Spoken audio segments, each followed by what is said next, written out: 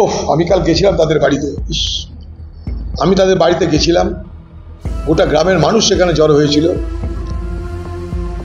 দুঃখ তো হচ্ছেই, পাশাপাশি ঝন্টু শেখ তার আত্মবলিদানের মাধ্যমে এটা বলে গেল দেশবাসীকে যে দেশ রক্ষার প্রশ্নে হিন্দু মুসলমানের কোনো ফারাক নেই। সীমান্তে যেমন ফৌজি আছে, তারা কেউ হিন্দু, কেউ মুসলমান, কেউ শিখ, কেউ খ্রিস্টান, কেউ নেপালি, কেউ আদিবাসী, তাদের মধ্যে কোনো ভেদাভেদ নাই। তাদের একটাই লক্ষ্য, দেশকে রক্ষা করতে হবে। যেভাবে সে দেশকে রক্ষা করতে গিয়েই ঝন্টুকে গুলিতে ঝাঁঝরা করে দিয়েছে জঙ্গিরা। সে জেসে ফোর্স ছিল না, প্যারা কমান্ডো।